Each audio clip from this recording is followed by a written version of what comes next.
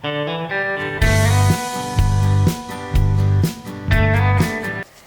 Friends, welcome to Madras சமையல். இன்னைக்கு நம்ம மெட்ராஸ் சமையல்ல சின்ன குழந்தைங்கள்லேருந்து பெரியவங்க வரைக்கும் ரொம்ப விரும்பி சாப்பிடக்கூடிய சாக்கோ பாய் எப்படி பண்ணுறதுன்னு பார்க்கலாம். இது பண்ணுறதுக்கு ஃபர்ஸ்ட் வந்து வெளியே இருக்கக்கூடிய அந்த கேக் லேயர் தயார் பண்ணிடலாம்.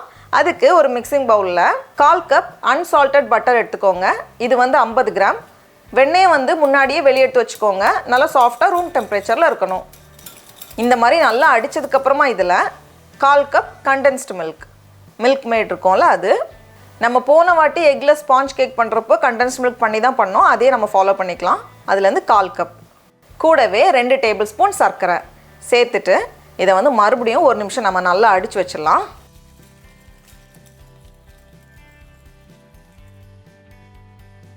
கலந்ததுக்கப்புறமா இதில் 1 கப் மைதா மாவு, இது வந்து 125 கிராம், கூடவே 1/2 டீஸ்பூன் பேக்கிங் சோடா உப்பு, அப்புறமா 1 சிட்டிகை உப்பு, கடைசியாக நல்ல வாசனைக்காக 1 டீஸ்பூன் வெனிலா எக்ஸ்ட்ராக்ட். ஒரு வாட்டி இதை லைட்டாக கலந்ததுக்கப்புறமா இதில் வந்து நம்ம பால் சேர்க்கணும். நான் வந்து காய்ச்சின பாலை ஆற வச்சு எடுத்திருக்கேன். கொஞ்சம் கொஞ்சமாக பால் சேர்த்துக்கோங்க. இந்த மாவு வந்து கொஞ்சம் கெட்டியாக இருக்கணும், ரொம்ப தண்ணியாக இருக்கக்கூடாது. கொஞ்சம் கெட்டியாக இருந்தால் தான் அந்த டெக்ஸ்சர் நல்லா வரும். நான் வந்து 1/4 கப்பை விட கொஞ்சம் அதிகமாக சேர்த்துருக்கேன். பார்த்தாலே நமக்கு தெரியுதுல்ல, கொஞ்சம் இந்த மாதிரி கெட்டியாக இருக்கணும். இதை வந்து நம்ம ஒரே ஷீட்டாக விரிச்சிட்டு பேக் பண்ணதுக்கப்புறமா இந்த மாதிரி ரவுண்டாக கட் பண்ணாலும் ஓகே. நான் வந்து ஃபஸ்ட்டே ரவுண்டாக பண்ண போகிறேன். அப்போ வந்து நமக்கு கடையில் வாங்குற மாதிரி அந்த ஷேப் வரும். அதுக்காக கீழே வந்து ஒரு ஸ்டெயின்லெஸ் ஸ்டீல் பிளேட் வச்சுருக்கேன். மேலே வந்து பட்டர் பேப்பர் வச்சுட்டு இந்த மாதிரி நம்ம ப்ரெஸ் பண்ணணும். ரொம்ப மொத்தமாக பண்ணிடக்கூடாது, கொஞ்சம் மெல்லிசாக தான் நம்ம பண்ணணும். இந்த மாதிரி பண்ணதுக்கப்புறமா லைட்டாக கையில் தண்ணி தொட்டுட்டு லேசாக இந்த மாதிரி நம்ம விரித்து வச்சிடலாம். அப்போ வந்து அந்த ஷேப் இன்னும் அழகாக வரும். அதுக்காக தான்.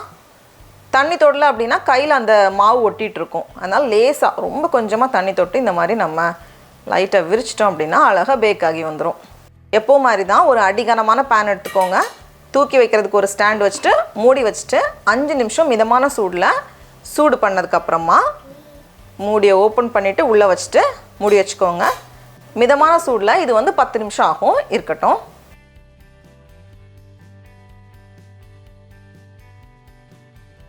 இப்போ 10 நிமிஷம் ஆகியிருக்கு மிதமான சூடில். அந்த ஓரங்கள்லாம் வந்து லைட்டாக ப்ரௌன் ஆக ஆரம்பிச்சிருக்கு, நமக்கு பார்த்தாலே தெரியும். இப்போ நம்ம ஸ்டவ் ஆஃப் பண்ணி வச்சிடலாம். இருக்கட்டும். அவனில் வைக்கிறதுக்கு 350 டிகிரி ஃபாரன்ஹீட், அதாவது 175 டிகிரி செல்சியஸில் 8 நிமிஷம் போல் ஆகும். அவனில் வச்சதும் அழகாக பேக் ஆகி வந்திருக்கு. இருக்கட்டும். வெளியே வைக்கக்கூடிய கேக் ரெடியாக இருக்குது. அதுக்கப்புறமா உள்ளே வந்து ஒரு மார்ஷ்மெல்லோ ஸ்டஃபிங் நம்ம தயார் பண்ணோம். இது பண்ணுறதுக்கு 1 டேபிள் ஸ்பூன் ஜெலட்டின், அப்படி இல்லைனா 1 டேபிள் ஸ்பூன் அகர் பவுடர் எடுத்துக்கோங்க. ரெண்டுலேயுமே கரெக்டாக வரும். 1 டேபிள் ஸ்பூன் ஜெலட்டின், அப்படி இல்லைனா 1 டேபிள் ஸ்பூன் அகர், கூடவே 1/4 கப் போல் தண்ணி சேர்த்துட்டு எந்தவித கட்டியும் இல்லாமல் நல்லா கரைச்சி விட்டுருங்க. இப்போ வந்து ஒரு சாஸ் பேனில் 1 கப் சர்க்கரை, இது வந்து 200 கிராம், கூடவே 6 டேபிள் ஸ்பூன் போல் தண்ணி, கூடவே 6லேருந்து 7 சொட்டு போல் எலுமிச்சை பழத்தோட சாறு.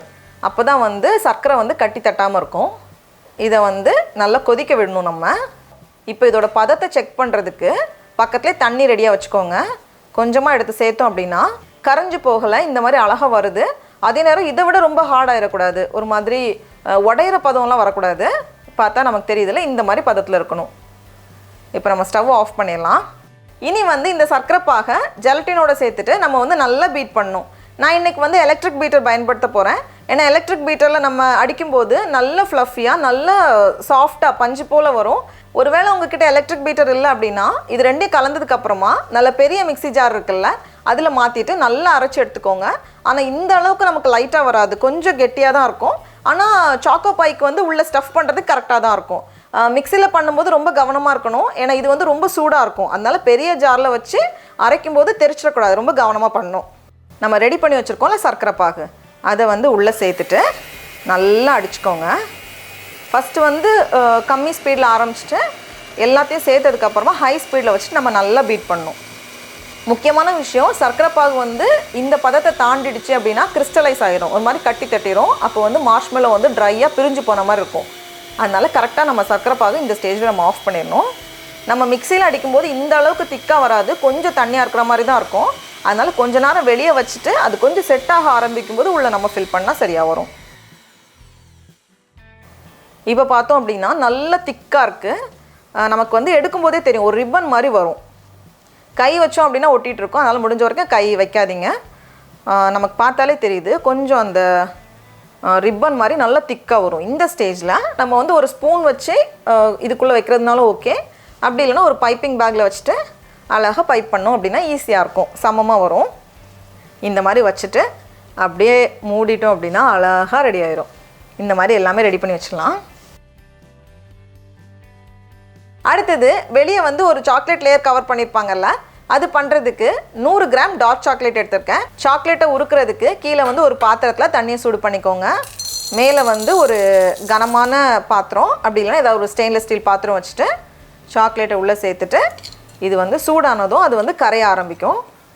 சாக்லேட் இந்த மாதிரி உருகினதுக்கப்புறமா 1 டீஸ்பூன் எண்ணெய், ரொம்ப வேண்டாம், ரொம்ப கொஞ்சமாக எண்ணெய் சேர்த்துட்டு கலந்துட்டோம் அப்படின்னா டிப் பண்ணுறதுக்கு ஈஸியாக இருக்கும். இது எடுத்து வெளியே வச்சதுக்கப்புறமா நம்ம ரெடி பண்ணி வச்சுருக்கோம்ல, அது பார்க்குறதுக்கே அவ்வளோ அழகாக இருக்குது. இதை வந்து உள்ளே டிப் பண்ணி நம்ம எடுத்துடலாம். எக்ஸஸ் இருக்கிற சாக்லேட்டை இந்த மாதிரி ஷேக் பண்ணிக்கோங்க, நல்லா ஸ்மூத்தாக வரும். அவ்வளோதான், பார்க்கவே அவ்வளோ அழகாக இருக்குது. இப்போ வந்து கீழே வந்து ஒரு பிளேட்டில் எண்ணெய் தடவி வச்சுருக்கேன், அது மேலே அப்படியே வச்சிடலாம். உள்ளே பாருங்கள் எவ்வளோ அழகாக இருக்குன்னு. அந்த மார்ஷ்மெல்லோ லேயர் வந்து நல்லா சாஃப்டாக வரும். டடா, நம்மளோட சாக்கோ பாய் ரொம்ப ரொம்ப சூப்பராக அழகாக தயாராகிடுச்சு. பாருங்கள் எவ்வளோ நல்லா வந்திருக்குன்னு. இப்போ நம்ம டேஸ்ட் பண்ணி பார்க்கலாம்.